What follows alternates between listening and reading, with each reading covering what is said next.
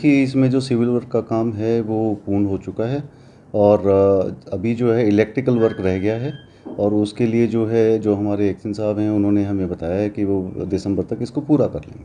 कितने बेड का अस्पताल होगा? ये 100 बेडेड हॉस्पिटल होगा। फैसिलिटीज़ क्या क्या मिलने वाली है सर? फैसिलिटीज़ इसमें सारी जच्चा बच्चा और इनकी जो सुविधाएं हैं वो सारी एक अम्ब्रेला के नीचे मिलेंगी, एक छत के नीचे मिलेंगी।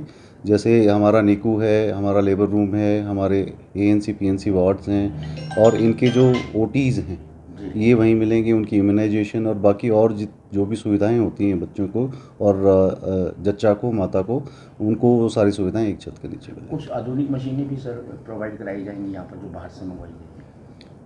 जो भी आधुनिक मशीनें हैं हालांकि हमारे पास हैं अभी। इसके अतिरिक्त हमें जो आवश्यकता है उसकी हमने डिमांड भेज दी है।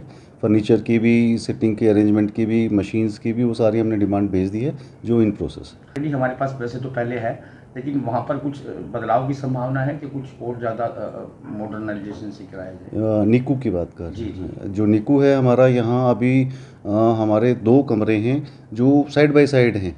तो एक ही समय में पूरे उसको जो 16 हमारे जो हमारे जच्चा बच्चा के जो हैं, जो हम एडमिशन्स वगैरह करते हैं, तो उनको एक ही समय में देख पाना संभव नहीं होता है। तो इस वहाँ एक बड़े हॉल में केंद्रीकृत करके इस प्रकार से वो बनाया जाएगा नर्सिंग स्टेशन कि एक ही समय में आप सभी बच्चों की वहीं से निगरानी कर पाएँ। नवजात बच्चों को अभी कई बार ऐसा होता है कि कुछ ऐसी गंभीर बीमारियाँ होती हैं उनको बाहर रेफर करना पड़ता है, क्या उस अस्पताल के आने के बाद वो नहीं होगा? देखिए, वैसे तो एक वेंटिलेटर हमारे पास आ गया है और दूसरा भी इन प्रोसेस है जो आ जाएगा। तो अगर वेंटिलेटर की आवश्यकता होगी तो उसके लिए बच्चों को बाहर भेजने की आवश्यकता नहीं होगी।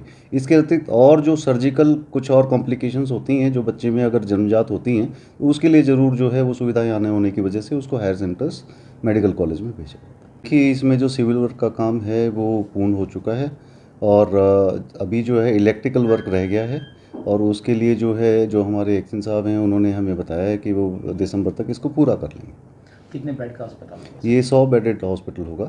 फैसिलिटीज़ क्या क्या मिलने वाली है सर? फैसिलिटीज़ इसमें सारी जच्चा बच्चा और इनकी जो सुविधाएं हैं वो सारी एक अम्ब्रेला के नीचे मिलेंगी, एक छत के नीचे मिलेंगी। जैसे हमारा नीकू है, हमारा लेबर रूम है, हमारे एएनसी पीएनसी वार्ड्स हैं और इनके जो ओटीज़ हैं ये वहीं मिलेंगी। उनकी इम्यूनाइजेशन और बाकी और जो भी सुविधाएं होती हैं बच्चों को और जच्चा को, माता को, उनको वो सारी सुविधाएं एक छत के नीचे मिलेंगी। कुछ आधुनिक मशीनें भी सर प्रोवाइड कराई जाएंगी यहाँ पर जो बाहर से मंगवाई जाएंगी? जो भी आधुनिक मशीनें हैं हालांकि हमारे पास हैं अभी।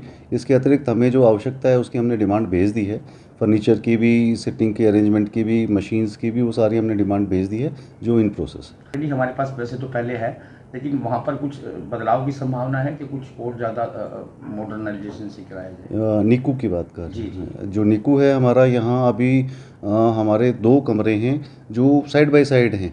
तो एक ही समय में पूरे उसको जो 16 हमारे जो हमारे जच्चा बच्चा के जो हैं, जो हम एडमिशन्स वगैरह करते हैं, तो उनको एक ही समय में देख पाना संभव नहीं होता है। तो वहाँ एक बड़े हॉल में केंद्रीकृत करके इस प्रकार से वो बनाया जाएगा नर्सिंग स्टेशन कि एक ही समय में आप सभी बच्चों की वहीं से निगरानी कर पाएँ। नवजात बच्चों को अभी कई बार ऐसा होता है कि कुछ ऐसी गंभीर बीमारियाँ होती हैं उनको बाहर रेफर करना पड़ता है, क्या उस अस्पताल के आने के बाद वो नहीं होगा? देखिए, वैसे तो एक वेंटिलेटर हमारे पास आ गया है और दूसरा भी इन प्रोसेस है जो आ जाएगा।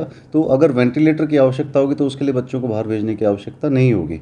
इसके अतिरिक्त और जो सर्जिकल कुछ और कॉम्प्लिकेशंस होती हैं जो बच्चे में अगर जन्मजात होती हैं, तो उसके लिए ज़रूर जो है वो सुविधाएं आने होने की वजह से उसको हायर सेंटर्स मेडिकल कॉलेज में भेजा जाता है।